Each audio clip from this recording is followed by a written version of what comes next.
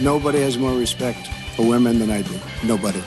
Hillary Clinton wants to abolish it, believe me. She wants to abolish our Second Amendment. I think they didn't deny it. I don't think anybody denied it. Other presidents did not call. They'd write letters, and some presidents didn't do anything. Many people have come out and said I'm right. You really do have to ask yourself, where does it stop?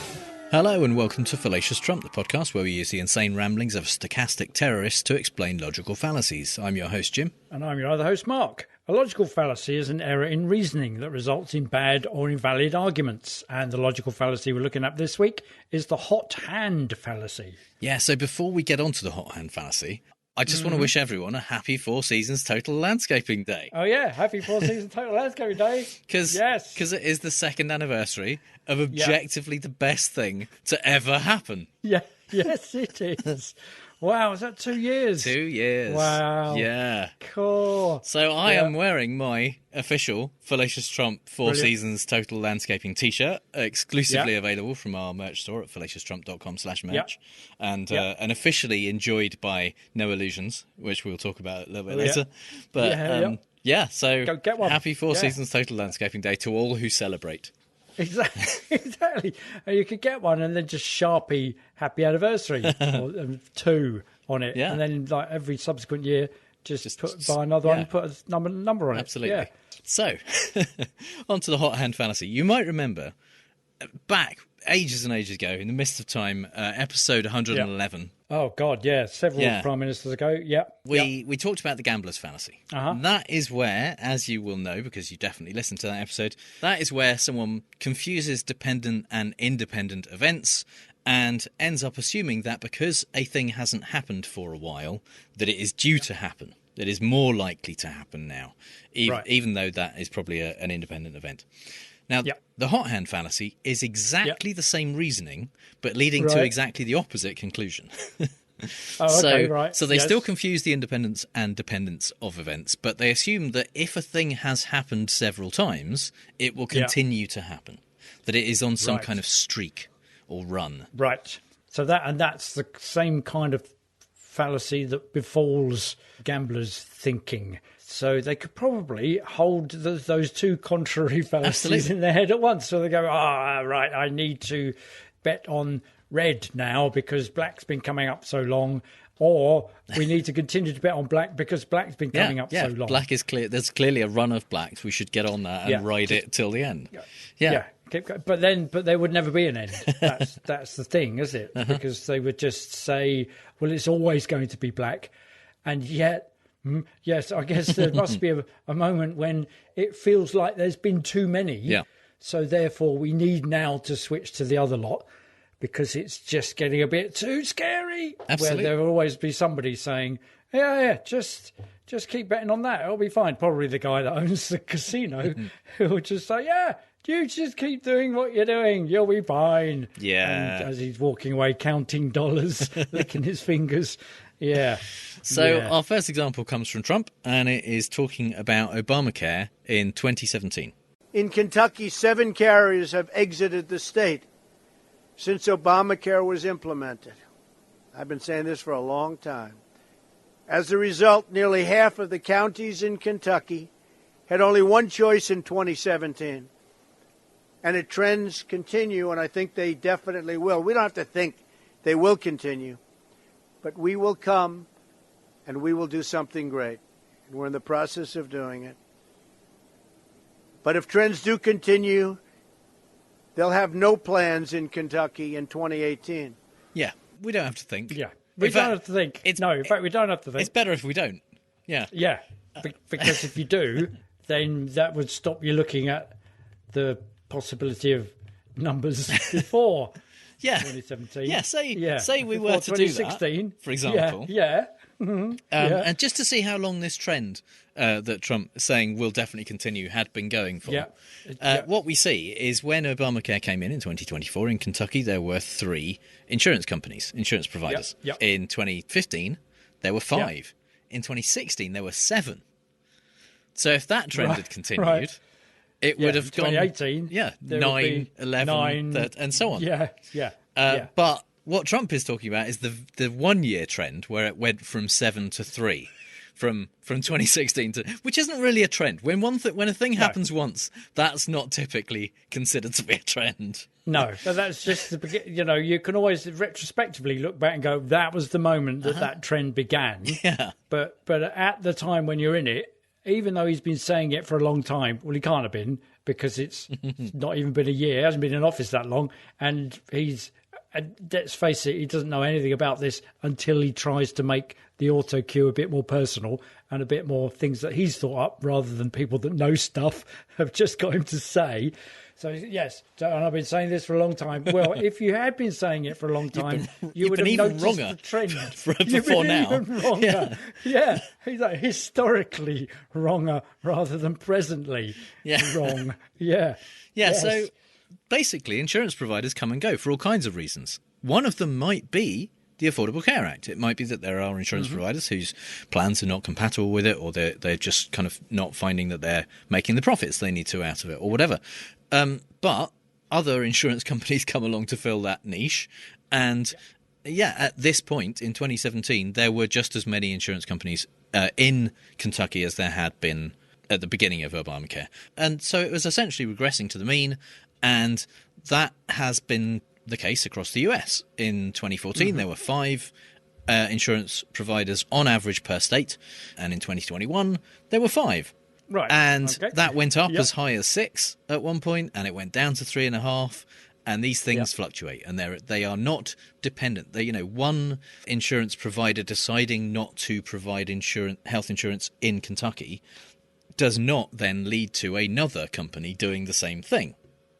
Yeah. If anything, it's likely to provide an impetus in the other direction, because there's now a bit of that market which is currently untapped. Yeah. These are not completely independent events, but they're certainly not dependent in the trend sense that Trump is suggesting.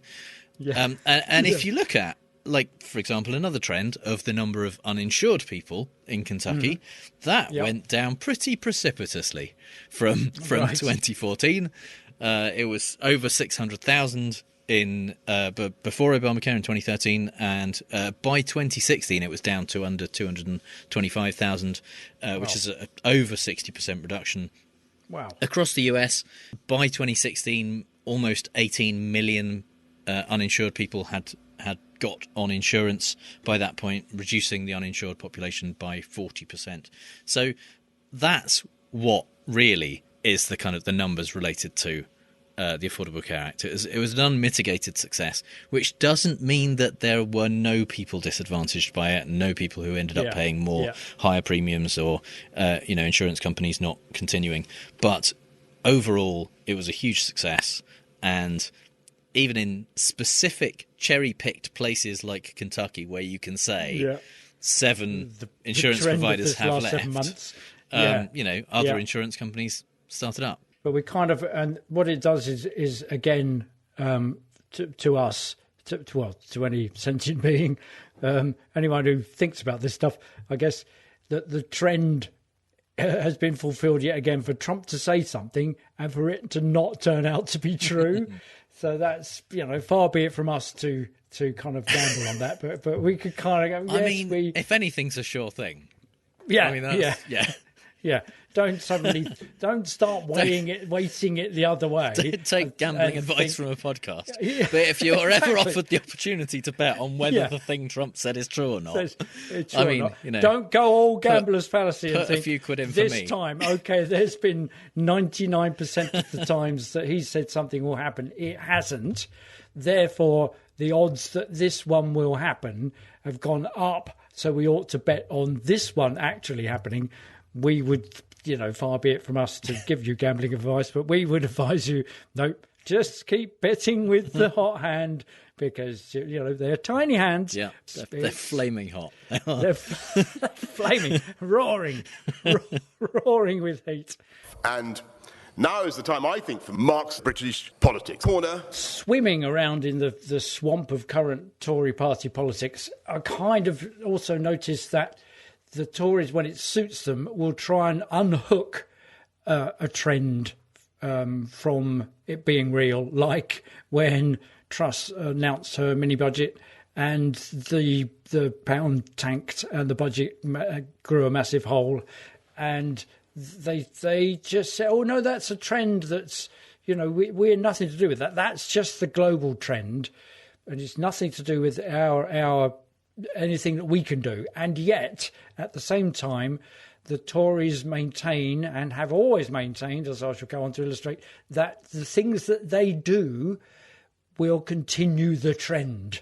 So we're going to look at, let's just get away from the current interminable reign of the Tory party and look back to the previous interminable reign of the Tory party back in 1997, where Tory leader John Major was announcing the general election.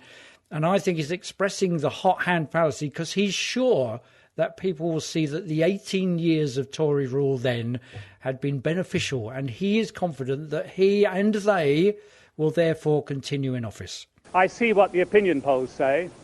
I also see what so many of my colleagues say when they come back from standing on the doorstep and talking to people. And I believe this election is winnable.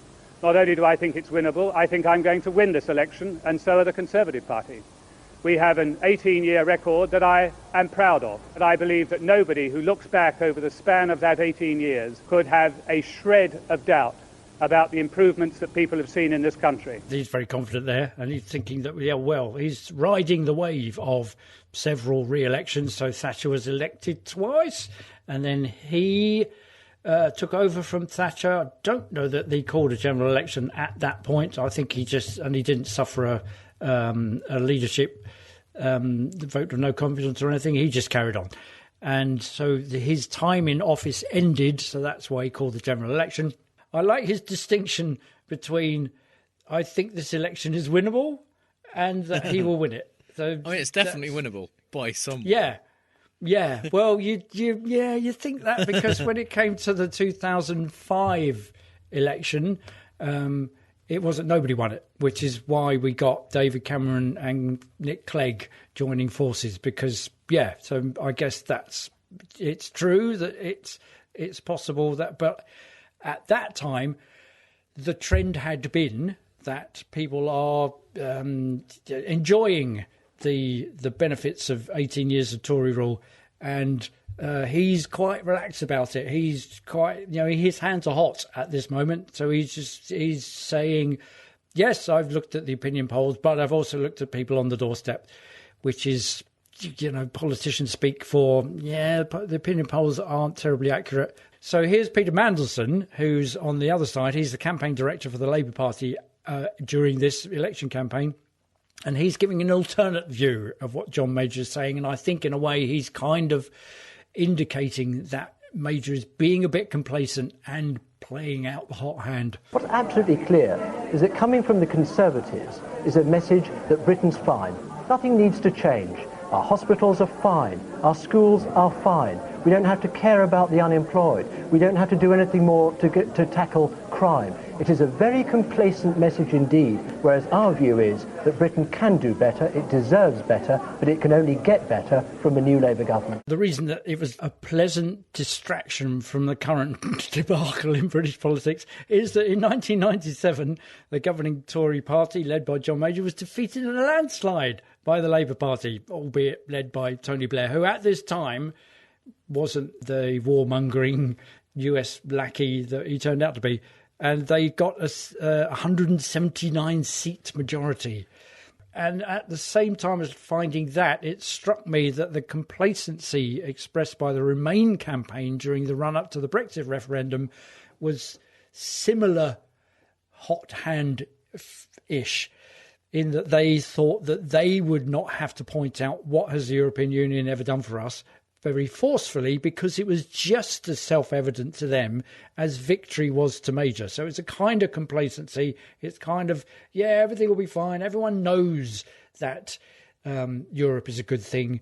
We can just rely on the fact that Europe's been a good thing since 1973 when we joined. It's all fine. And of course, what they neglected to consider was the self-evident lust for power and Boris Johnson, who would employ every trick and untruth in the book that we've looked at and I've used to populate this section of the podcast. Bent bananas, unaccountable leaders, the NHS, Turkish immigrants, and all that. So let's fast forward to now.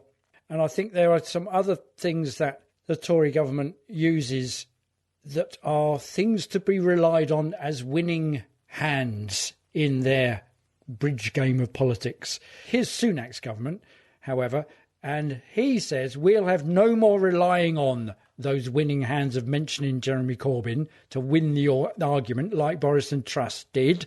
And he tells us on becoming PM, he'll do it all differently. So first of all, let's hear Boris and Truss evoking Corbyn and then him saying, no, we're not going to do that anymore. And he campaigned to put Jeremy Corbyn in Downing Street, Mr. Speaker. Boris, you got Brexit done. You crushed Jeremy Corbyn. This government will have integrity, professionalism, and accountability at every level. And 2 days later, in Prime Minister's questions, he's retreading the same rhetoric. He's playing the same winning hand. Perhaps he could explain to us why it was a few years ago he was supporting the member for Islington North. This is the person who in 2019 told the BBC, and I quote, "I do think Jeremy Corbyn would make a great Prime Minister." And if I'm going to live rent-free in his head, at least he could accurately reflect what I think and what I say, rather than inventions made up by him or his office. So there's Corbyn there on the end, who's kind of getting a bit fed up with it. And almost pointing out, well, you can't continue to bet on me being a winning hand for your bridge game. And, hey, it's a hot hand. So, Corbyn will trump any card laid on the table by the opposition. And furthermore, it stands in for an actual answer. In 3 questions, I think, that Starmer asked Sunak the other day, 2 of them mentioned Corbyn and the other one Brexit. And they were nothing to do with either of them. So it still continues to be a winning streak.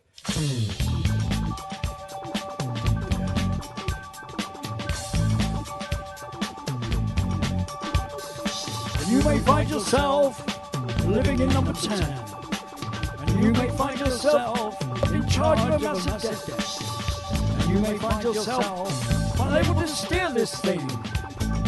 And you may find yourself in a fiscal mess with your millionaire life. And you may say to yourself, my God, what have I done?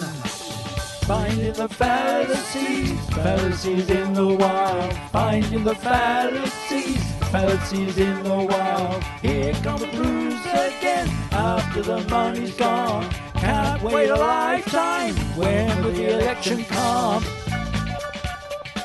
Same as it ever was, same as it ever was, same as it ever was, same as it ever was, same as it ever was. Same as it ever was, same as it ever was, same as it ever was.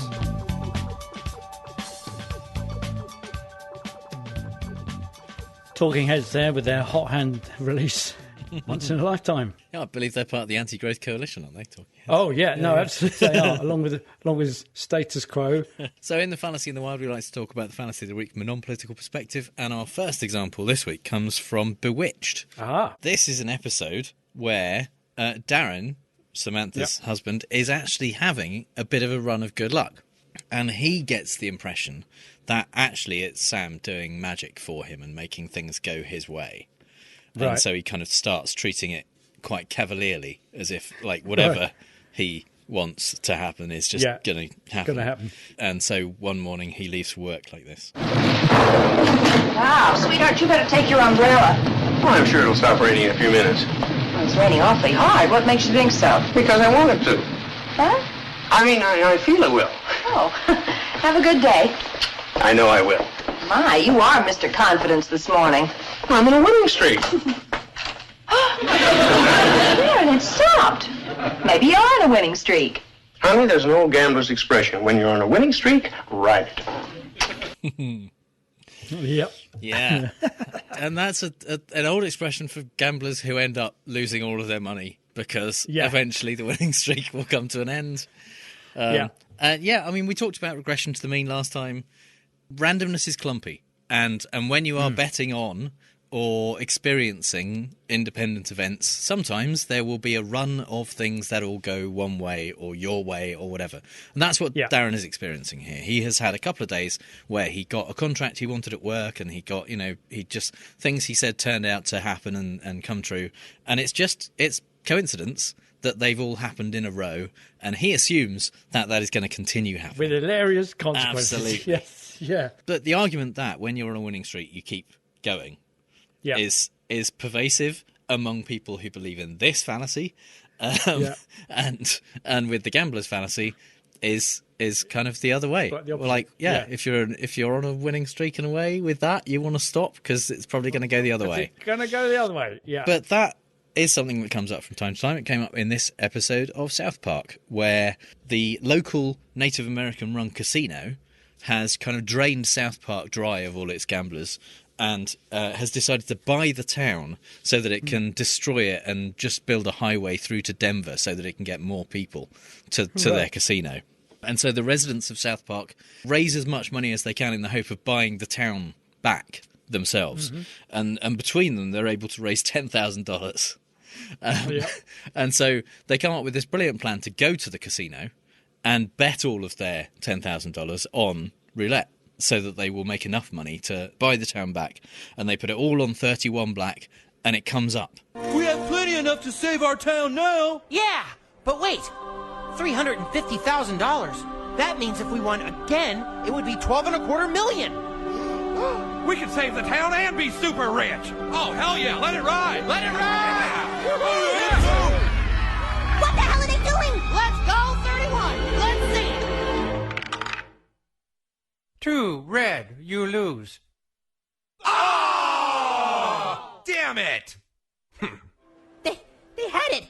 They freaking had it. You totally had it. You had enough to save the town and then some. Stan, okay? You just don't understand the fine points of gambling. You're never supposed to stop when you're on a winning streak. A winning streak? You played one game. Yeah, that's Trump's trend, isn't it? Not a trend. We're 1 year. Yeah. Yeah. So they won once, and they thought, well, we've won once, so let it ride. Just let it ride. Because when you're on a winning streak, you keep going. Just keep going. The finer points of gambling. Yeah. Yeah.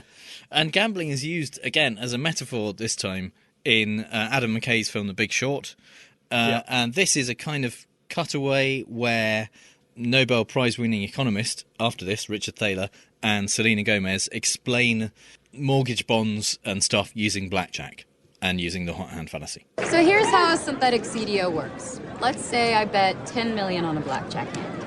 $10 million because this hand is meant to represent a single mortgage bond. Okay, Selena has a pretty good hand here, showing 18, dealer showing 7. That's a really good hand for Selena. Good odds. In fact, her chances of winning this hand are 87%. So, my odds are good. I'm on a winning streak. Everybody in this place wants to get in on the action. How could I lose, right? Now, this is a classic error. In basketball, it's called the hot hand fallacy. A player makes a bunch of shots in a row. People are sure they're going to make the next one. People think whatever's happening now is going to continue to happen into the future. During the real estate boom, markets were going up, and people thought they would never go down. He invokes there the basketball use of the hot hand fallacy and saying it's a thing in basketball. And the reason he specifically talks about that is because there was a paper in 1985 called The Hot Hand in Basketball on the misperception of random sequences, where psychologists talked to fans and coaches and players to see if they believed this impression that people had that players can be hot or cold. They can be having a run of good likelihood of hitting baskets, and if they have hit a few, then they're likely to continue to do well. If you've ever played the NBA Jam game, I used to play it on the Mega Drive, there was a thing where if you hit 3 baskets in a row, then you're hot, and pretty much you can't lose the next one. You'll definitely get one in next time. And the commentator on the game will go, he's on fire. Yeah. Those psychologists showed, first of all, that people believed this was a thing, and then they did some statistics and showed that it wasn't a thing. And they said, well, actually, what they did is they looked at the likelihood of a player making a basket after previously making one. Yeah. Or missing after previously missing one. Basically, like shooting but missing. Right. Yeah. And they found that it was essentially a wash. They were essentially independent shots. Mm-hmm. And so from that point, they said, well, it's a myth, it's a fallacy, it doesn't exist really in basketball, and it's just the thing that people believe exists. However, more recently, more work has been done on this by other statisticians who have looked at that old paper and said, yeah, they didn't do a very good job of their statistics or their analysis. Right. Okay. And so these new people, Miller and Sanjuro, looked at more data, better data. They looked, I believe, at things like shots after you've made 2 or 3 in a row. They also looked at the fact that when a player has hit a couple of successful shots, the defence is likely to increase around them. The other team is likely to guard them more. And so actually, even if, say they have a 50% likelihood of hitting a shot. It's likely to go down because of the increased defence? It would be likely to go down. So getting that 50% actually indicates that they are doing better than you would expect because defence around them is increasing. Things like that. So basically this more recent study did more statistics, took into account more things, looked at a wider range of players over a wider range of time, and they found that it is a real thing. It feels like that ought to be the case because they would have they would have got their eye in, as it were. Although it's not, because I know that, well, from experience of watching dart players and playing darts, that the third one, getting the third one where you want it, is easier if the first 2 go where you want them. So that kind of, so there's that thing where you get your eye in and you work out what it is you need to do to have the thing fly to and hit the target where you want it to hit. I think that's fair in very controlled situations. Like darts, you control everything about where you stand and when you throw and that kind of stuff. Because then the probability isn't returned to 0 each and every time. It's not returned to the mean each time. Yeah. The probability probably increases if there's, and that may have an impact on free throw competitions, like where people are shooting 3 from the same spot 3 times in a row or whatever. In a game, there's so many other factors to take into account.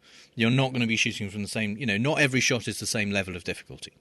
Yeah. So there's such a lot more to take into account. I studied statistics at university. I don't understand nearly enough to figure out the stuff in this paper. It's way too complicated for me. Yeah, but for it to actually point to the fact that it does appear that having got two before, you're likely to get the conclusion a third. they come to is that the hot hand is a real thing in basketball, at least. The argument is essentially it's a kind of confidence thing, probably. It's like, as we've talked about in the past, the superstition things of people kind of actually playing better when they have their lucky T-shirt on or whatever, because they believe that it's going to make an impact, and so they might play that little bit harder. One of the other explanations I've seen for this phenomenon in basketball, and probably realistically it occurs in other sports as well, is that professional sports players frequently play through injuries. So that makes it kind of understandable that sometimes if a player is playing through an injury, if they're playing a game, not at 100%, sometimes they are not going to necessarily be as likely to hit multiple shots. Whereas if they have one of those rare games where they're in absolute peak physical condition, that game they're more likely to hit more of their shots and so on. So that is more likely then to separate out those clumps of missed shots or made shots into sections rather than be randomly distributed as you might expect them to be otherwise. There's probably many factors that go into it, and arguably, to simplify this whole thing, arguably the 1985 study didn't take enough of those factors into account and oversimplified it. It kind of shakes our entire raison d'etre to the core to find out that these fallacies are actually real. They're not fallacies. There is some empirical evidence to show that what people think is true and that we dismissed as fallacy is actually true.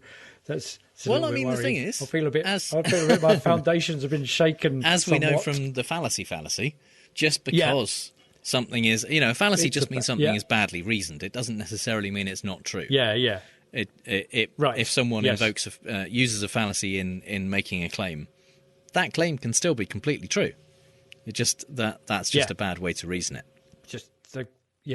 We're going to have to change the opening paragraph to put all these caveats in, brackets. Unless, of course, you're talking about the hot hand fallacy. Citation required. Here it is. So before we move on to fake news this week, it's time for a reminder to fucking vote. Don't forget to fucking vote. Because although, obviously, most importantly, it's Four Seasons Total Landscaping Day, it is also the midterms tomorrow, i.e. when this episode is realistically going to come out for most people. And it's voting day.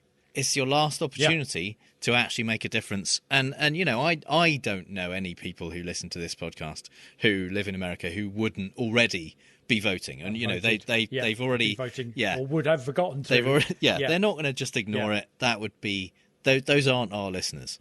So really, this is just kind of boilerplate here. But... But get out there. Speak to those people who you think might have forgotten. Ask them, what do I have to say to you to get you to go and vote? Yeah. And then say that to them. And then they've got no grounds for refusal. If you don't know anything that you might need to know about voting in your state, in your locality, who you're voting for, what the rules are, where your polling places are, if you have kind of on-the-day registration or any of those things at all, you can go to vote.org to find all of that good stuff out. And if you want a less quick and snappy way to remember that, it's fallaciostrump.com/vote. That will take you to the same place. And all of the information you could possibly ever need about voting is on there. Don't be convinced by polls that you don't need to vote. Don't think that because the polls say the Republican candidate in your area is doing well enough that there's just no point in you voting, or that the Democrat candidate is a lock and there's no reason for you to go and vote for them. Polls have not been great over the last few years, particularly. But this year particularly, especially for the midterms, it seems the Republican polling companies are flooding the zone with shit. It really is making a difference to anyone who aggregates the polls together and looks at things from like Real Clear Politics and 538 and people who look at multiple sources and say, well, this is the average of where the polls are. The Republican companies are putting a lot of polling data out there to the point where, for example, in Georgia, independent polls have Warnock a couple of points up, but Republican polling companies have Walker kind of 4, sometimes 6 percentage points up on Warnock. And depending on who you listen to, you might think, well, there's doesn't make any difference then. So ignore all the polls, vote like your life depends on it, because for some people it does. Yes. So we're gonna play fake news, folks. I love the game. It's a great game. I understand the game as well as anybody. Yes, it's time for Fake News, the game where I read out 3 Trump quotes, 2 of which are real and 1 I made up, and Mark has to figure out which one is fake news. Because I've realised it's all been such a success so far that I'm just going to stick with what's obviously a winning formula and decide on that basis. There's no point in risking it by backing the other horse, midstream. I'm on a hot hand. I'm on a streak. I'm on a winning streak. I mean, I feel like the house in the casino, so I'm just going to encourage you to continue doing exactly what you're doing. Exactly. But also thanks to Andrew Brimson, who from last episode's appeal, where he said, it wouldn't be interesting to find out which was the winning one and which was the one that I picked. And then I realised, having had that information, that Jim has seen the same information. So it's just an arms race, just being escalated. So but I'm that thinking, is sterling work. Well done for that. Oh, God, most of them were 3s, the correct ones, and most of the ones that I chose were 2s. I think your answers were skewed in the same direction as the right answers. Let's say that. In that they were further along the numeric sequence. insofar as they were nearer 3 than 2. I think Andrew should have released that information to me first. And then I could have won 2 or 3 games, and then he would have released that information. Because I'm going to see, I'm no clearer now, because I now know that it's mostly been 3. So you're just going to employ the double bluff. I mean, so I'm going to choose it's not going to affect what I do at all, because it's completely randomised for me. Or so you say. Yeah, I think we've had enough of experts. Yeah, thanks, Andrew. Yeah, you've been no help at all. So, these statements are an example of Trump kind of being flexible, being a good critical thinker, and changing his opinion on something. What? We'll get to it. Okay. In this case, it's about what should be done with journalists who claim that they have confidential sources, or indeed whether those sources exist in the first place. Okay. His first statement is from a time he was talking to Steve Doocy on Fox and Friends. He said, "We don't have freedom of the press in this country. What we have is they're allowed to write whatever they want, and much of it, I don't say all, because there are some good ones like you, but much of it is fake. They claim they have sources, and when you ask them who they are, they say they can't tell you. Which, let's be honest here, means they don't exist." Okay. Right, yeah, because of course that's what that means. Yeah, doesn't mean we're going to protect them, because otherwise you'll hunt them down and kill them. Yeah. Statement number 2. Okay. He's talking about the Supreme Court leak. He says, you take the writer or the publisher of the paper, a certain paper that you know, and you say, who is the leaker? National Security. And they say, we're not going to tell you. You say, that's okay, you're going to jail.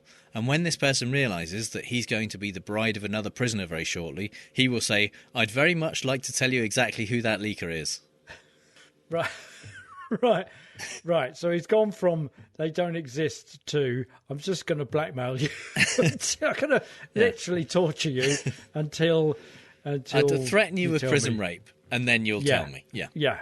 Okay. And then statement number 3 is in response to a thing. I don't know if you've heard about this, but Catherine Engelbrecht and Greg Phillips, the stars of 2000 Mules. Oh yes. Have been put in prison. Really? By a judge, because they refused to give up a source. Right. And to back up their lies. Right. To this. Yeah.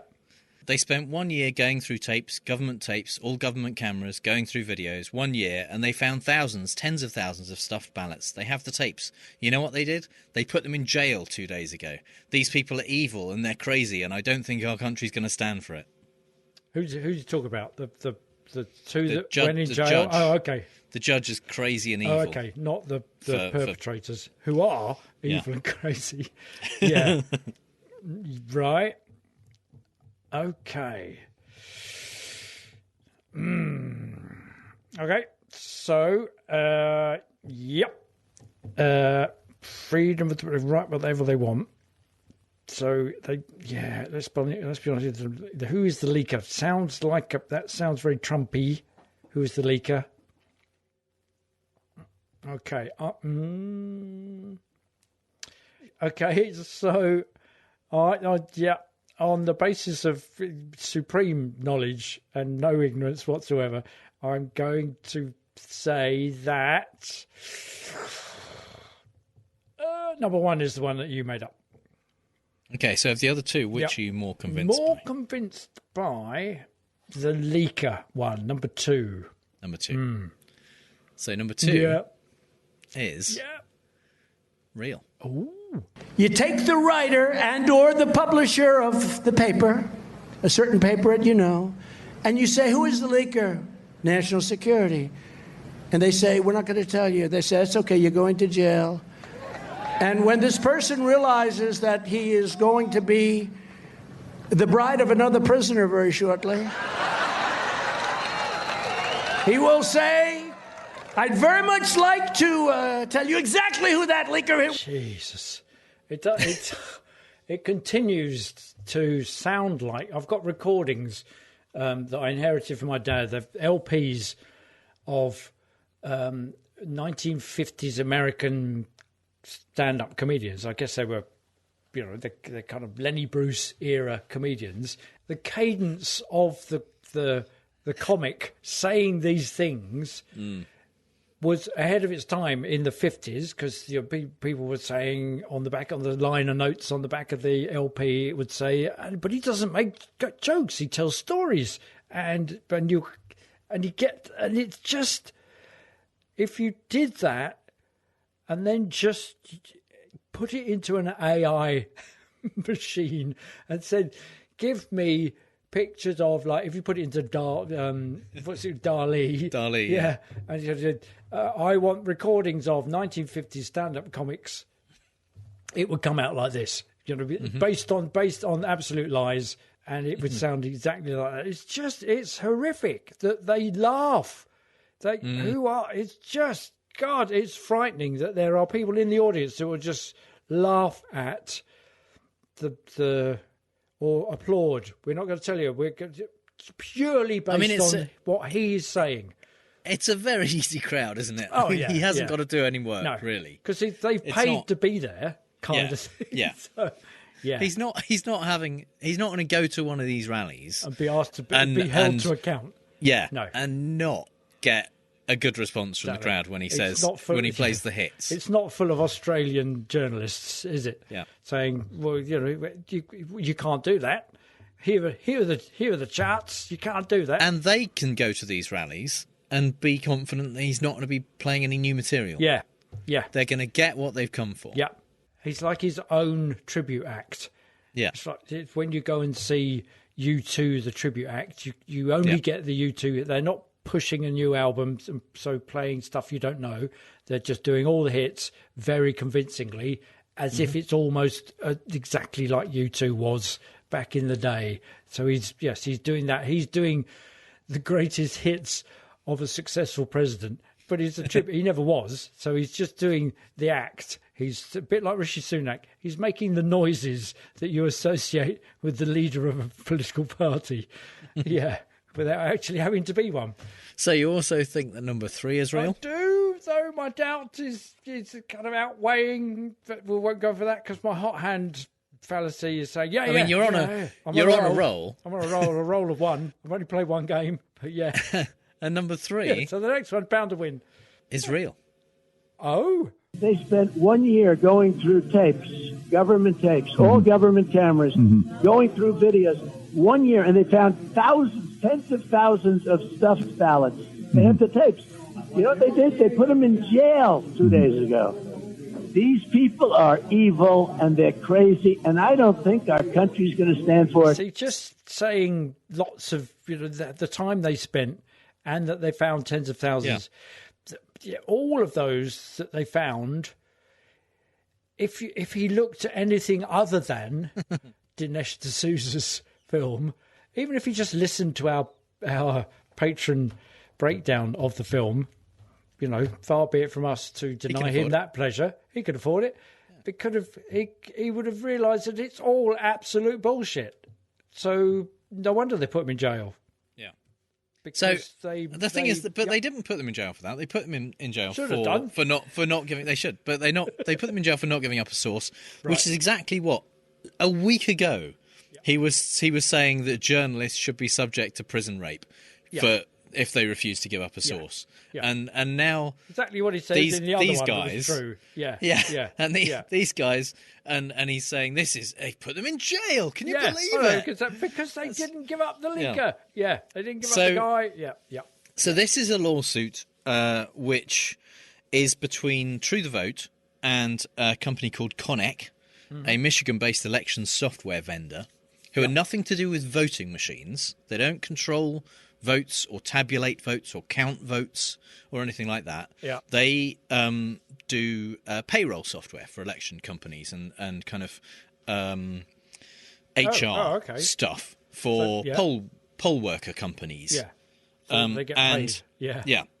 And there have been claims. The CEO of Connec, Eugene Yu, has been arrested recently on suspicion, drummed up by Greg Phillips, accusations by Greg Phillips, that they have stored data about, like, personal poll worker data on Chinese servers. And so there's an investigation ongoing about this at the moment. Eugene Yu denies it. He also does the kind of kettle logic lawyer thing, arguing in the alternative of saying, I didn't do it. Even if I did it, there's nothing illegal about that. Yeah. I didn't do it. Yeah. But essentially, Phillips and Engelbrecht, True the Vote, made accusations about Eugene Yu and about Connick, saying not only did they do this stuff, but also he's a Communist Chinese Party shill. He's like, they made various allegations about him. So Connick sued True the Vote. Right. True the Vote in court talked about data they got somehow from Connick. Proprietary data that they kind of shouldn't have access to. Right, yeah. And their argument, their story about where they got that data has been fluid. They have claimed at various points that it was a contractor working for them who got them that data, and they didn't take any data from a protected computer, in quotes, which is what the law is against. And then Connick, the company, their lawyers explained what a protected computer means, which is just a computer on someone else's system which is connected to the internet. Like that's a thing you're not allowed to steal data from. And they went, oh, is that what protect? Oh, yeah, he had nothing to do with us. We'd never met him before. He wasn't someone we paid to do this. Nor did he get it from there. But they still claimed that they had met this guy in a hotel room in Dallas, and he had given them this data. And also, they added the bit of information that there was another person, a third party, in this meeting, who they claim was a confidential informant for the FBI. Just randomly. The judge, not unreasonably, I think, said, all right, just to verify this, who was the guy who gave you the data, and who was that other guy? Yeah. And who you claim was also there. And they have refused to give the judge that information. So they were found in contempt of court for that. Yeah. And put in jail on the assumption that that might induce them to give the data that the court has asked for. Also, it's kind of key central to their case, really, isn't it? Kind of. We've got this guy. He gave us this data, and what's more, there was another guy who verified that the data was. He saw it all happen. You go, okay, who were they then? Not telling you. But trust us. Which is essentially what 2,000 Mules come down to. Is we have people who have said this is real. Okay, who are those people? Not telling you, trust us, it's fine.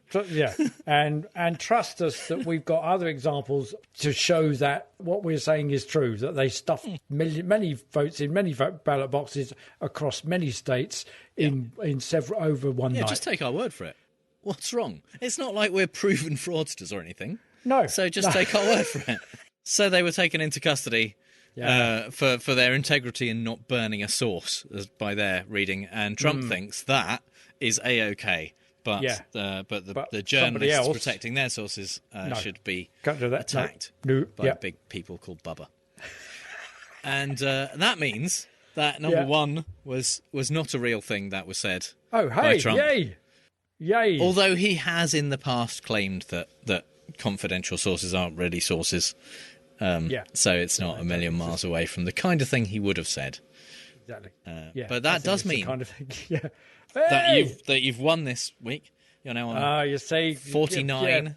You're definitely gambling on the hot hand. This is the beginning of a streak. Yes, this will be the moment where it gets passed down. Thanks to Andrew Bimson. I hope you're noting, Andrew.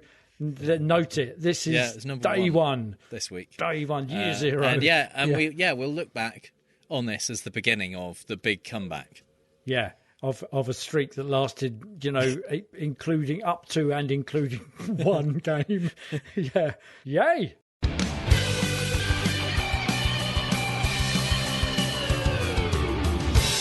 So it's time for the part of the show that this week at least is called "A Hammer is Not a Logical Fallacy." Yeah. Because be playing If I Had a Hammer. Yeah. Yeah. Season 3 premiere of the show The Newsroom, Aaron Sorkin's most recent TV show, I think so. Right. Was about the Boston Marathon bombings. Mm-hmm. Yep. And the episode, the previous season had ended with them messing up a story. They'd been taken for fools by a source. Right. and printed inaccurate information or announced on the air inaccurate information on their cable news show.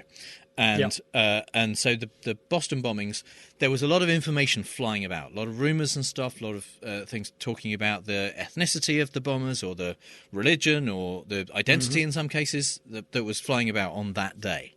Yep. And in the show, partly because they'd been recently burned, they said, let's get this right. Let's not be first to air with this information. Yeah. Let all the other networks beat us to air with the story, but we'll be accurate. We will have done our due diligence. We will have found out the right information. Yeah.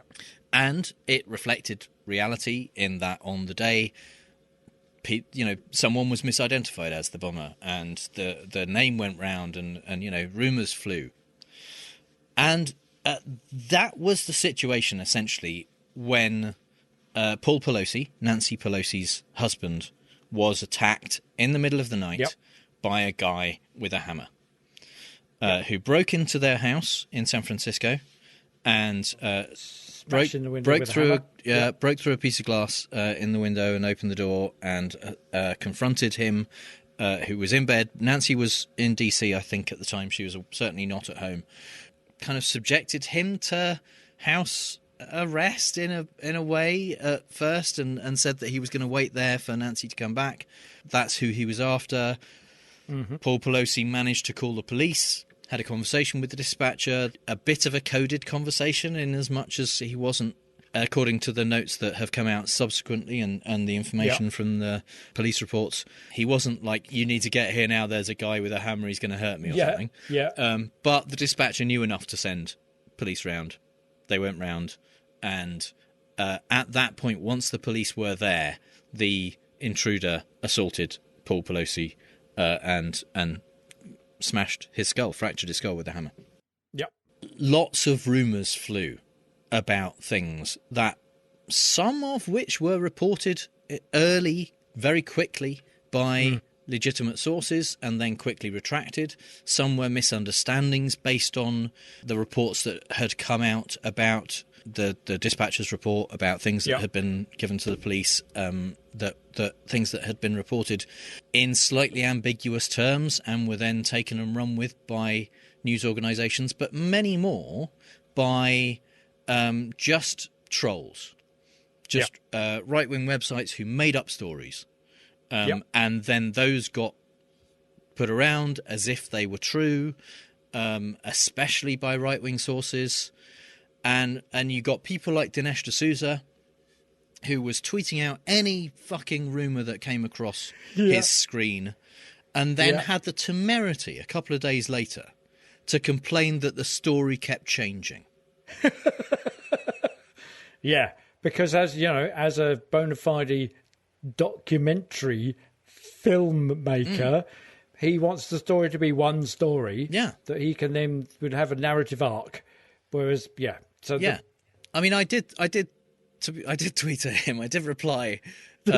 It's almost like people with enormous platforms shouldn't just tweet out any bullshit that comes across their view, and before the facts are known. Because it takes time in stories like this, any kind of story really, for facts to be verified, for things to come to light that people didn't know before, for police to conclude investigations and talk to people, for security camera footage to be released, for example.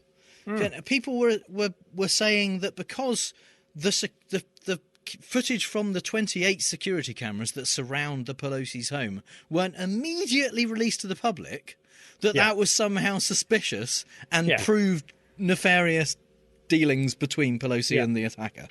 And as it turns out, some of that footage has now been released, and it shows exactly what the official story has been to be true, and what not only the official story, but the intruder's story. Exactly, yes. The testimony that he gave, when he says, yes, it was purely political, I was after Nancy. And the fact that the police were there when the guy attacked Pelosi.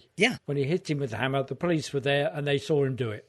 So, as an example of one of the stories that went round, for example, an early report said that when the police arrived, the intruder. We're not going to naming the intruder because fuck him. But the intruder and Pelosi both were holding a hammer. Mm-hmm. Right. And so the story went round. Well, they each had a hammer. There were two hammers. Why did they both have a hammer? That's very suspicious. Rather than, okay, they were both holding the hammer. Yeah, that's... Because you would, if someone's waving a hammer at you, the first thing you do would be to grab it. Absolutely. And stop him hitting you on the head with it. And that's, as it turns out, the truth. The intruder had a hammer, and Pelosi grabbed the hammer to try and take it away from him. So they were both holding a hammer. Yeah. And that kind of thing just went round and, this is very suspicious. And it was all anomaly hunting. It was all people going, this sounds weird. That's clearly proof that Paul Pelosi is gay and this was a grinder hookup gone bad. Yeah, because it was the middle of the night and they're both in their pyjamas. Yeah, that was another thing. They said they were both in their underpants. Was another thing that went round, which again, not true. Pelosi wasn't even in underpants. He was in a pyjama top and shorts. The other guy was dressed all in black, according to witnesses and according to the police reports, and including the reports at the scene where they said that they retrieved his. It wasn't his wallet, because I think that was in his backpack. They retrieved something from his shorts pocket. Suggesting not underpants. Right. But nevertheless, it was a quick story. It went round. It was a rumour. It went round to the point that, because so many right-wingers are unbelievable arseholes, when this 82-year-old man got his skull fractured by a hammer, Donald Trump Jr. put a picture of a pair of underpants and a hammer and said, "I've got my Paul Pelosi Halloween costume ready," on Twitter. And Carrie Lake was making jokes about it, and just many, many people, all the people you would expect, basically, were treating it as a funny story. Yeah. And I mean, when Steve Scalise, Republican politician, was shot, I think in the hip, at a congressional softball game, the response from the Democrats, including Nancy Pelosi, was, this is terrible. This is an appalling thing. This should never happen. I think Nancy said at the time, there are no parties today. This is just, we must all come together and condemn this behaviour. And to be fair, Steve Scalise himself did also condemn this attack. Kevin McCarthy did. Mitch McConnell said this was reprehensible behaviour. But there was a lot of right-wingers, especially ones on telly. Tucker Carlson, Sean Hannity, people like that. And elected people. Oh, yeah, including elected people. Who tweeted our latest hated right-winger, Matt Walsh, tweeted him. Yes. Just retweeted him and go, yeah, truth. And it's... And Elon Musk. The fucking new owner of Twitter. Chief Twit. It's so obviously transparent that they're just jumping on anything to do down the opposition. And it is inhumane, reprehensible behaviour, worse than, in some respect, breaking into somebody's house and hitting an old man with a hammer. Yeah. It's as bad, if not worse than that. Yeah. To just jump on the stuff and make of it what they want it to mean in order to boost their own ratings. That's all it's about. It's narcissism versus human empathy. Yeah. So let's just wait to see what's happened.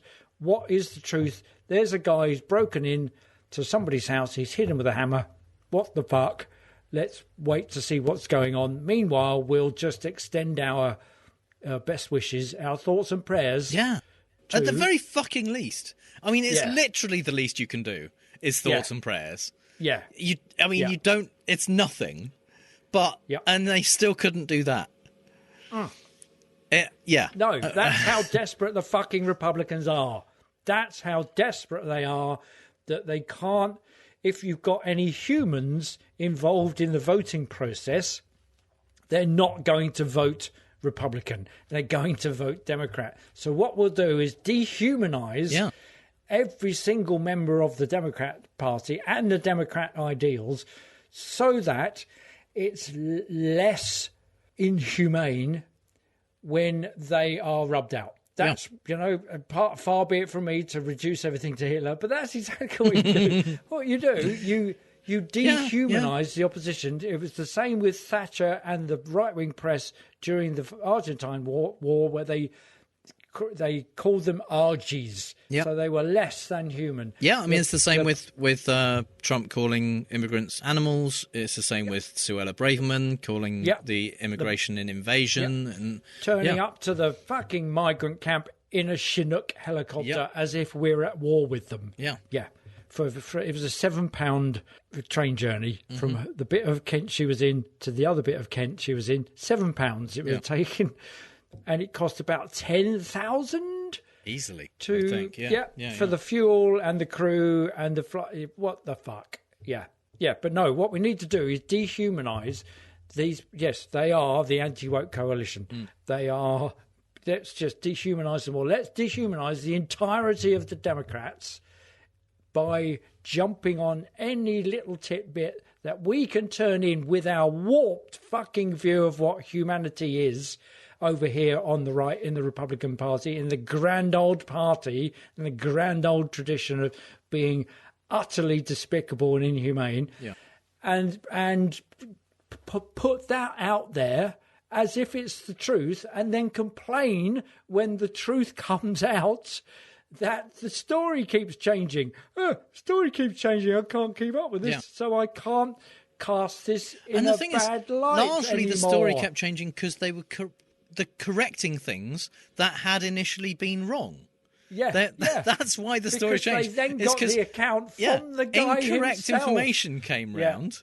Everyone retweeted it and talked about it and made out like it was this big proof that it was actually no big deal or a false flag or a gay panic thing or didn't happen or whatever. Well, there were two men both with hammers having a hammer off. One of the other things, for example, that they found very suspicious was that Pelosi apparently said he didn't know this person, but then gave his name, said he was called David, and that he was a friend. So that's very suspicious. How did he know? How did he know his name was David? He said he was a friend. He doesn't sound like he's being attacked. And this came from an early report of the dispatcher's conversation with Pelosi, which her conversation with him was reported as Mr. Pelosi said he didn't know the intruder, but he said that his name was David and that he was a friend. Now, this is the problem with pronouns. Normally, pronouns generally very useful. Right-wingers generally don't like them. Mm-hmm. But in this case, that he is ambiguous. Because it was taken to mean he, Pelosi, said that the man's name was David and that he was a friend. That isn't, as it turns out, the case. That he meant the intruder. He belongs to the intruder, yes. Too many subjects and objects in the same sentence. And when you go into the more detailed court report, which admittedly wasn't available at the time, which is why you shouldn't jump to conclusions and spread baseless rumours when you don't have the facts yet.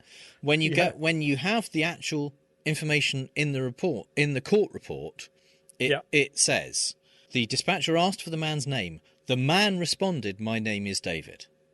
When the dispatcher asked who David is, Mr. Pelosi said, "I don't know." But David said, "I'm a friend of theirs." Mr. Pelosi then confirmed with the dispatcher he did not know the man. Right. So the crazy guy with a hammer said, "It's all right, nothing to see here. I'm their friend." A friend. Yeah. That isn't suspicious. It doesn't cast suspicion on Pelosi. No. But when it's first summarised and then reported inaccurately, right-wingers take that and go, well, clearly they're gay. Far be it for me to conflate my own personal experiences to what Pelosi was going through. But when you send emails and or texts to someone that you're at loggerheads with, it is possible that they will, whatever you write, they will interpret it through the lens of their loggerheadness. You know, that's and it will therefore mean to them what they want it to mean to them, completely independently of what your intention was or what your meaning was, which is A, the problem with being at loggerheads with people, and B, the English language. And, you know, if Theresa Coffey got her way and we got rid of the Oxford comma, that would make it even worse. Because Theresa Coffey for that. I mean, for so many things. But what the fuck? The Oxford comma? Yeah. What's it got to do with it? Jesus. She was saying it as health minister. Well, just because you can't understand nuance doesn't mean that nobody else should. And that's the same thing as applied to the right wing in Britain, is that they will take things deliberately out of context and then deny that they've done that. Or will say, when they've said utterly outrageous things, that I was taken out of context. Yeah, but the context was the beginning of the sentence where you said, I think. How can you defend that as being correct in any way whatsoever? I mean, we know how Matt Walsh works because he has opinions for money. We know how Ted Cruz works because he retweets Matt Walsh's opinions for money for votes. And it's that all of the right-wing response has to be somewhat tempered and strained through the notion that they're desperate for votes. Yeah. That's how are we going to get votes? Or rather, how do we get to be graced by the loving glance of Trump? At the most generous, I think you could say that what they are trying to do is avoid sympathy falling on Nancy Pelosi. To avoid people thinking, oh, this is a bad thing. I mean, even ignoring the fact that the intruder was clearly a if not specifically a Trump supporter, was radicalized in QAnon-based conspiracy theories. He was election denier. He talked about... He said it was politically motivated. Mike Lindell videos. And yes, he absolutely said it was politically motivated. He said that she was the leader of the pack of democratic lies. And that he intended to get her to tell the truth. But if she wouldn't tell the truth, he was going to break her kneecaps with a hammer. And he was sure she wouldn't tell the truth. And let's face it, it was whatever his version of the truth is. So the chances that she would say that, very small. And... yeah, he also said that he planned to use her to kind of attract other people to him, to get other unnamed people to come to him, and he had either an actual list or a list in his mind of people that he was going to be doing this to. One of the other things that went round that even after the criminal complaint came out and the like his essentially confession was the argument that the glass of the door there was the broken glass in the door. There was glass on the outside, which obviously, as anyone who's ever seen a Poirot knows, that means that it was broken from the inside. Which you have to have never broken any glass to think that that's how glass works. Yeah. If you've ever dropped a drinking glass or anything like that, it goes fucking everywhere.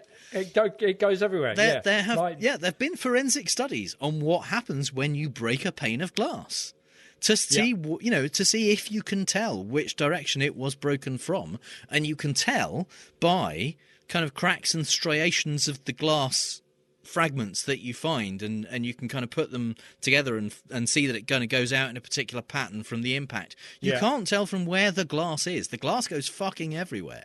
Yeah, it's a bit like pre-stressed concrete. It's under stress, so if you hit it, it releases the stress and explodes. All you got to do is watch the slow-mo, guys. Yeah, absolutely. You'll see that it flies in every fucking direction ever. Yeah, not to mention the fact that, first of all, the guy confessed and said he broke through the glass. And also, they have now released security footage, or they've looked at security footage that shows him doing exactly that. So that isn't. I mean, it was never a real question, but it's been as comprehensively debunked as anything really can be. Yeah. We've seen enough episodes of CSI to know that happens.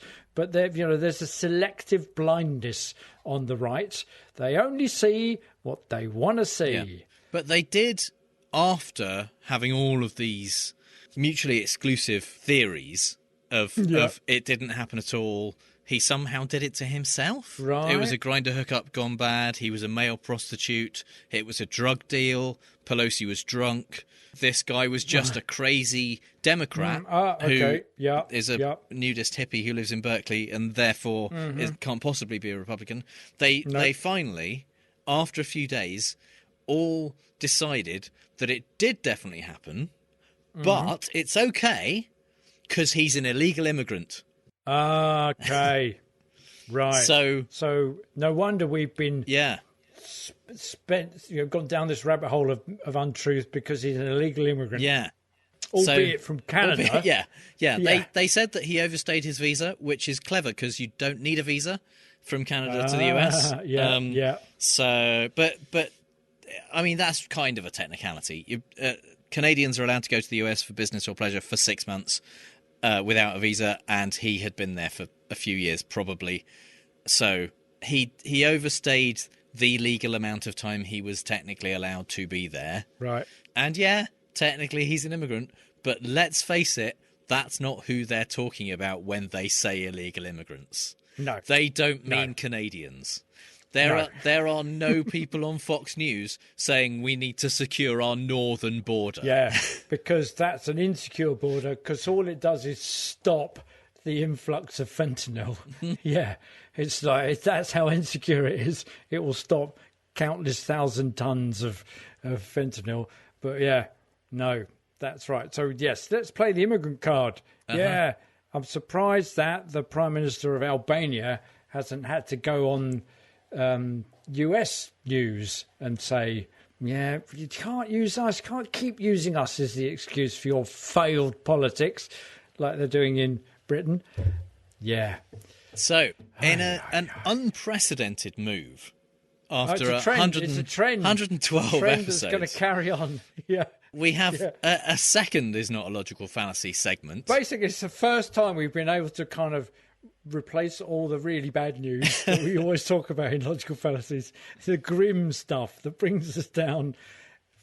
We've managed to counter that with some really good stuff. Yeah, because we spent the last weekend at QED, the Skeptical Conference in Manchester, organised by the Merseyside Skeptics and the Greater Manchester Skeptics. And, oh my God, it was fucking awesome. It was so good. It was good fun, wasn't it? It's like I kept saying to Jim, this is a bit like my experience of going to music festivals, because Jim doesn't do that because he doesn't do music. No. Except it was indoors, and the acts were like university lecturers talking to us about statistics, or they were writers talking about the history of eugenics, or they were literal rocket scientists talking about what sunset and sunrise would look like on exoplanets. It was just great. It was so good. There were panel discussions. There were live podcast recordings. I listened to a live recording of Skeptical Inquiries Only and Skeptics with a K. And we watched God Awful Movies. Yeah. Oh, which is hilarious. So it was just a fantastic weekend. We met amazing people. Yeah. We had all kinds of great chats. We learned new things. We started off the day before the conference itself really kind of got started. There's this thing called Skepticamp, which is the skeptics in the pubs groups around the UK, and in fact around other countries as well, have got together during the pandemic to do Skeptics in the Pub online. I did a talk for them a couple of years ago. They organised this day of talks of just kind of anyone can apply and say, we'd like to do a talk. A short 10-minute presentation. And then they choose a kind of schedule of a day of talks. And it's free. It's not part of QED. really as such, because QED you have to pay for the weekend, but anyone can go to Skepticamp. We did a talk on the Friday afternoon about logical fallacies, and it was a bit scary. Went down well, but it did go down well. After once we were on stage, it was fine. It was just kind of the anticipation was a bit scary. But yeah, it went well. We had some good feedback about it. There was a quiz that evening, which was run by Heath Enright of The Scathing Atheist and all the other podcasts. And it was a good quiz. The questions were good. The scoring was fucking insane, but it was fine. We enjoyed it. We came 5th of 20-something teams. So that was right. Then the weekend proper started. And there, as Mark said, there were talks from all kinds of different people. And in between the talks, there were other people to chat to and beers to be drunk. And fun. It was a bit like I imagine the Cannes Film Festival is when you turn up and you've got your own film, but you're there and you see, you go, bloody hell, that's George Clooney, isn't it? yeah, and there's De Niro over there, and oh no, it's Danny Boyle, and and whoever, and yet also people are coming up to you as a filmmaker, going, oh yeah, I saw your film, it's great, really like it. So, and we had that experience because the filmmakers were like, the filmmakers, if you like, at QED Con were podcasters. So it's this community of podcasters or people who are champions of critical thinking who have then made a podcast to share those ideas. So it was filled with people that have done that.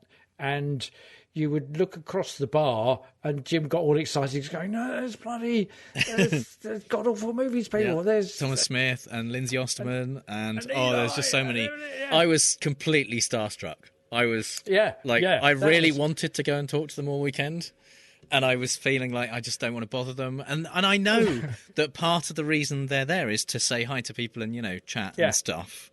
And that they're ordinary people, just like absolutely, we are, of course, who sit with headphones on and a microphone in front of them and talk about stuff that they get really excited about. And that's all that they are. And then we realise that because other people who are listeners of ours came up to us and said, you're Jim and Mark, aren't you? yeah, I've been listening to you for like 100 episodes, and that was odd because we didn't. Oh, right, We're on the receiving end. We're on that side of this conversation. Yeah.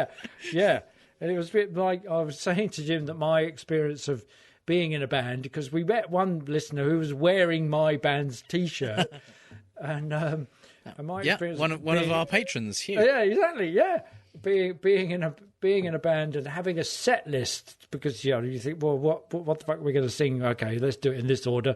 So you have a set list. And people after some gigs have come up to us and said, can I have your set list? And can you sign it as proper fans?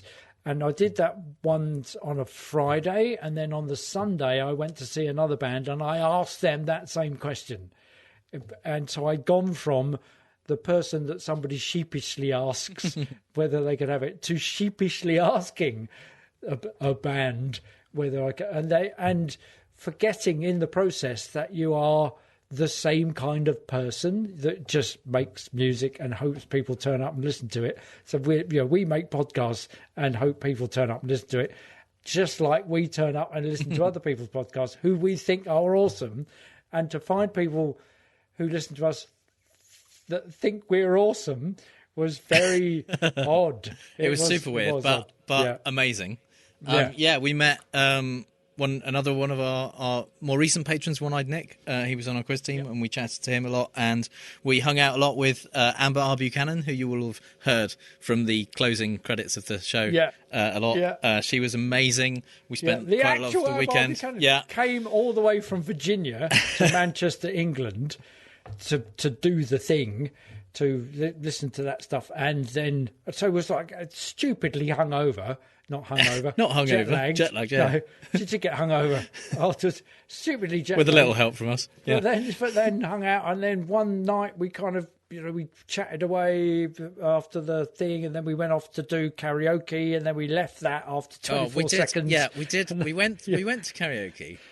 let's tell you, even if this Like bit only you goes to do. the patrons. Yeah. We went to karaoke, which is not necessarily my comfort zone, but I had a few beers, and you suggested it. I was very impressed. Well, I was invited by one of the people from Skeptics in the Pub, and then I thought, it's rude not to. So so we went to this place, and we paid to get in, or more accurately, Mark paid for all of us to get in. Go up the stairs. We went up the stairs, and I was expecting, because I've been to karaoke in London, and it's like a small room with some seats and like you and the people you know in a room, having a bit of a drink and a sing and a laugh. Yeah, this wasn't that in itself. I'm surprised that you've done. It's fine. Yeah, This by contrast was a very dark, very loud nightclub. Very loud. Yeah. Packed. With people Absolutely singing, packed. but like so loud I can't describe it to you. Yeah. And within seconds, I was like, we have to go. I can't be in here. This is not okay.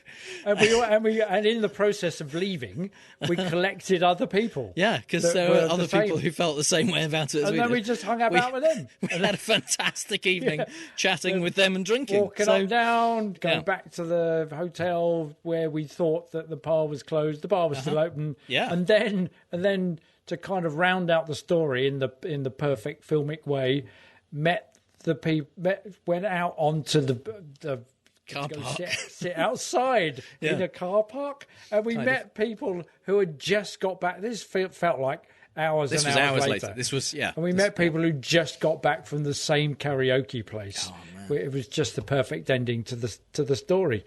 Yeah. And then on the Sunday there was more awesome talks, and then after everything ended, everyone kind of went back to the bar. I got up the courage and I decided to go and talk to No Illusions and Eli Bosnick, and they were awesome and friendly and lovely, and I was so happy that I did it and sad that I hadn't done it earlier.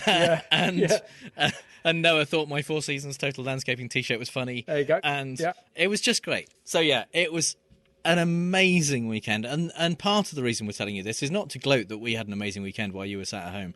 It is to say next year, do it. Come to QED. We loved meeting absolutely everybody. Honestly, it is our people. That is that is an entire room, huge room filled with our people. Yeah. And we loved meeting the ones that we met this weekend. Come and meet us and say hi. It would be awesome, and you will have a great time. So QED next year, I don't know when they'll make the announcement of when it's happening or tickets will go on sale, but I mean, I'm going to immediately book for the next one as soon as I can, because it was fucking brilliant. Didn't manage to get Glastonbury tickets, so let's do it. Yeah. And finally, some things we really don't have time to talk about. One of the pesky things about the law is that even when something is so obvious that everyone knows it's true, they still make you prove it with evidence and shit. For example, there's a great deal of evidence that Trump pushed election fraud claims that were demonstrably false both to the public and through his lawyers in court. He did it pretty much immediately following the election and hasn't really stopped since. And thanks to testimony and documents, we know the extent to which it led to the January 6th insurrection. However, until recently, his legal team have been able to make the argument that there was no corrupt intent behind his clearly false claims, because he's really, really stupid. Much like Don Jr. avoided prosecution through being too stupid to understand he wasn't allowed to make deals with hostile foreign governments, Don Sr. was so stupid, narcissistic and gullible that he really believed he did win the 2020 election, and more than 10,000 dead people voted in Fulton County.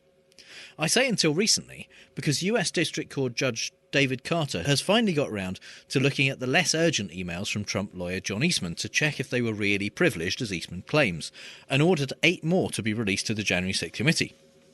4 of which lose the privilege due to the crime fraud exception. Judge Carter took the unusual step of quoting one of the as yet unreleased emails in his ruling, and it turns out Eastman put in writing in December 2020 that Trump had been made aware of the inaccuracy of several specific claims, and if he signed any legal documents saying they were true, he could get into trouble. You'll be shocked to hear that Trump did indeed subsequently do exactly that, and continue to push those numbers in public too. Yep. There's our hot hand fallacy right there. Yeah. When advised, he will do the opposite. Yeah. So, What do you do when you're trailing in the gubernatorial race in Michigan against the incumbent Democrat Gretchen Whitmer? Well, if you're former TV news anchor Tudor Dixon, what you do is ignore history and then not ignore some other history to support your campaign. Being a TV person in recent history, say June 2020, you can be pretty sure that recordings exist, for instance, of you saying in a 6-minute monologue at the head of the far-right Real America's Voice show that the country today is divided and this was the plan. It's been in the works for years, the idea that you can topple the greatest country in the world, but to topple a country like the United States of America, you must be planning this for decades. Why wouldn't that come from the party that lost the Civil War? The party that wanted to own people because they viewed them as less than human. Do you think that the Democrats are over losing to the North?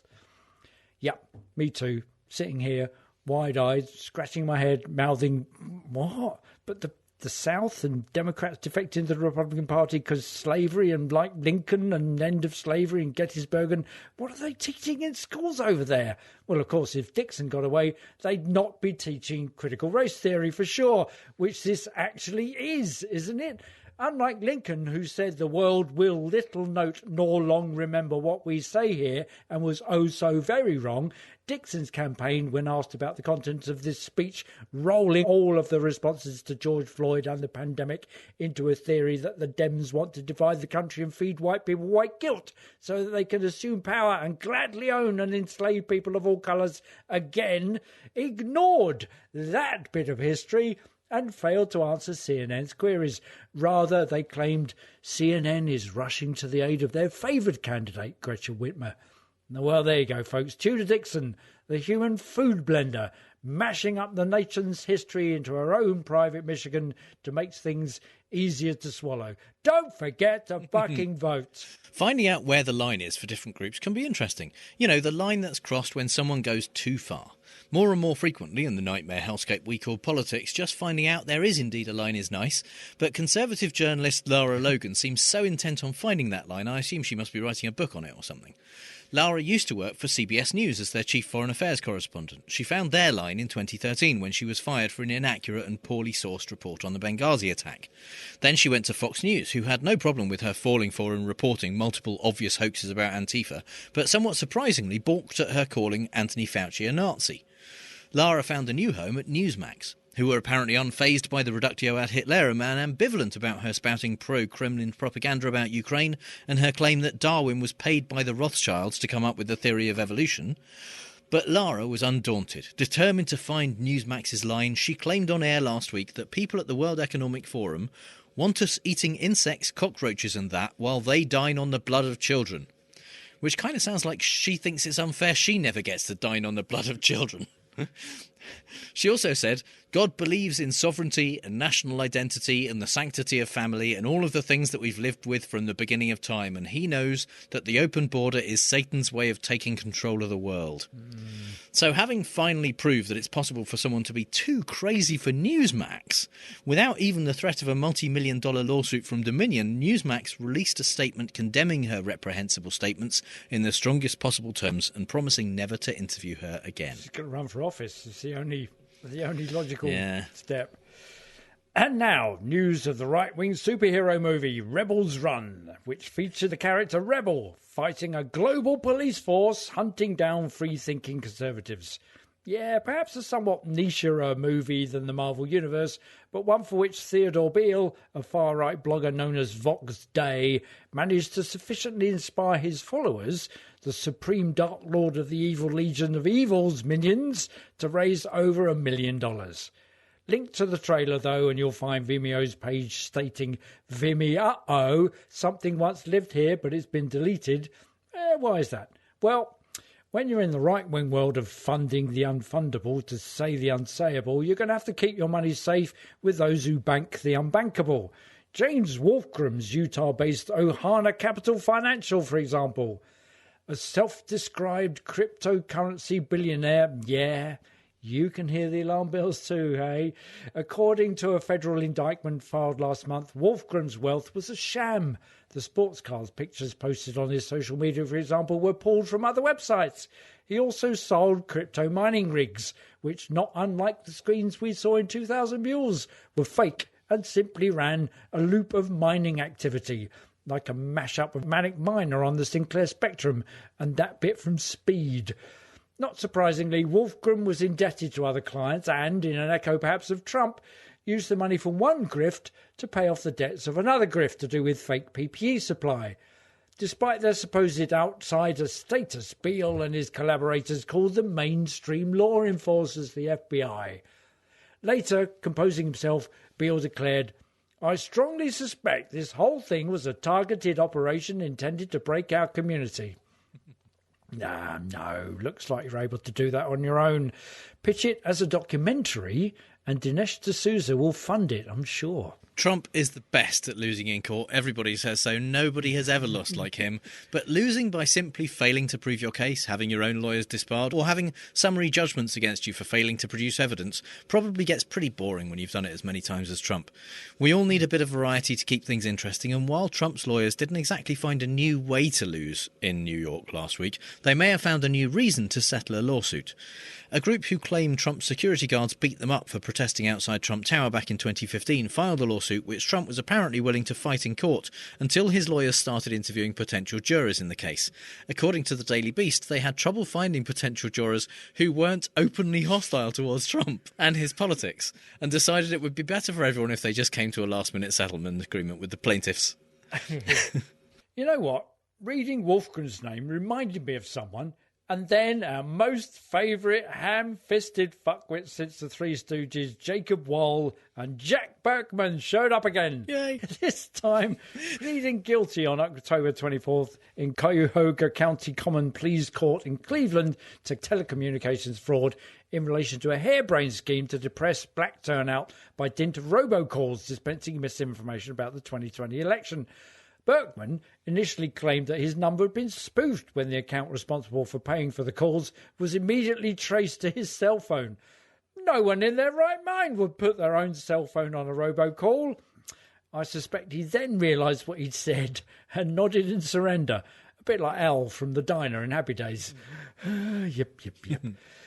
Whilst attorneys general in Michigan and New York moved against Wall and Berkman over the calls, and the FEC assessed a $5.1 million fine, and the National Coalition on Black Civic Participation sued them for violating the Ku Klux Klan Act, prosecutors in Ohio have secured the first guilty plea, knocking an original tally of 8 counts of telecommunications fraud and 7 bribery charges down to 1 charge of fraud and a $2,500 fine.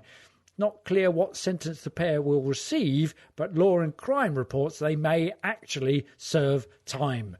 And whilst we cheer in momentary celebration for Berkman and Wall, who face up to 24 years in prison if convicted in their upcoming face-off with Michigan Attorney General Dana Nessel, the fun is just beginning. With Elon's takeover of Twitter complete, Trump's Truth Social is no longer the only social network that looks exactly like Twitter, but with open white supremacy and no hope of ever turning a profit. Trump is still there, though, and last week he truthed this gem.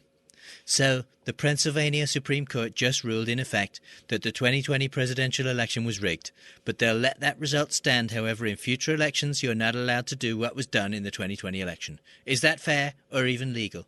This decision represents far more votes than would have been needed to win Pennsylvania. What a scam. As with all Trump's public pronouncements, this is totally accurate and needs no further context or explanation.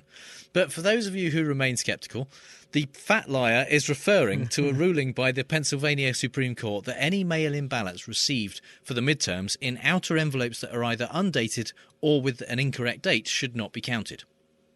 The ruling comes following a challenge from Republicans, the sole purpose of which seems to be to reduce the total number of mail-in votes counted. After all, this has nothing to do with whether the ballots are received on time.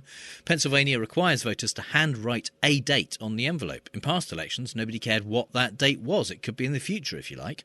And since the envelope being dated or not had no real bearing on anything, undated envelopes were generally accepted, especially since the Civil Rights Act makes it illegal to throw out ballots for minor reasons. In fact, the court was split 3-3 on whether prohibiting the counting of these votes violated the Civil Rights Act. It's not about fraud, of course, because there's no reason whatsoever to assume that people voting illegally would be less likely to date their outer envelope than legal voters.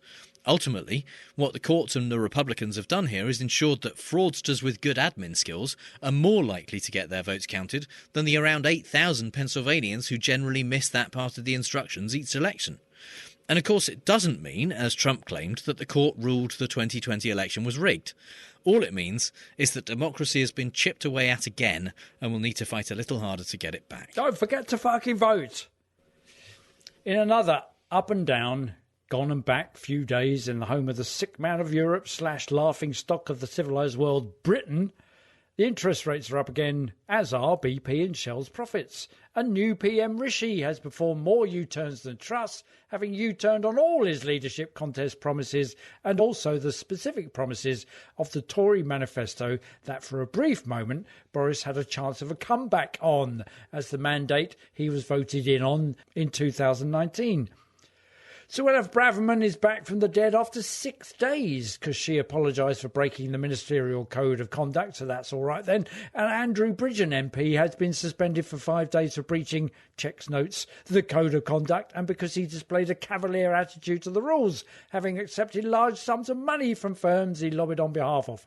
Then he offered no apology, but rather insinuated that the Standards Commissioner was only finding him guilty because she'd been promised a peerage on retirement. Any advance on 5 days? 3 days has already been taken as the fastest resurrection time so far, but perhaps in a peculiar mashup of the Bible and the Guinness Book of Records, somebody may be in line to beat that. Not Matt Hancock, though, who not only was deliciously blanked by Rishi Sunak when going into number 10, glad-handing every single colleague except Hancock on the way, but as the surprise Resurrect My Career candidate in the new series of I'm a Celebrity, Get Me Out of Here in the UK, he will get voted to stay in every single bloody week for certain by the viewers' phone-in vote, so we make sure he gets to eat anuses, be bathed in cockroaches in a subterranean glass box, and subjected to all other televised tortures that ITV's advertising budget can muster, to pay him back for being such a naive, vacuous, malevolent, negligent COVID killer of the elderly in care homes, entitled senseless waste of human flesh. It's an episode of Black Mirror that Charlie Brooker will not have to write after all. So that's all the bad arguments and faulty reasoning we have time for this week. You'll find the show notes at fallaciostrump.com, and if you hear Trump say something stupid and want to ask if it's a fallacy, our contact details are on the contact page. If you think we've used fallacy ourselves, let us know. And if you've had a good time, please give us a review on Apple Podcasts, Stitcher, or wherever you get your podcasts. Or simply tell one other person, in person, about how much they like our podcast. And you can support the show at patreon.com/ftrump, just like our strawman level patrons Schmutz, Mark Reike, and Amber R. Buchanan, who told us when we met her at QED we can just call her Amber. And our true Scotsman level patrons Stephen Biggle, Janet Uetta, Kaz Tui, Andrew Houck, Max Beaver, and our top patron Lauren. Thank you so much for your continued patronage. It really means a lot to us. Thank you. You can connect with those awesome people as well as us and other listeners in the Facebook group at facebook.com/groups/FallaciousTrump. All music is by The Outbursts and was used with permission. So until next time on Fallacious Trump, we'll leave the last word to the Donald. That's right. Go home to mommy. Bye. Bye.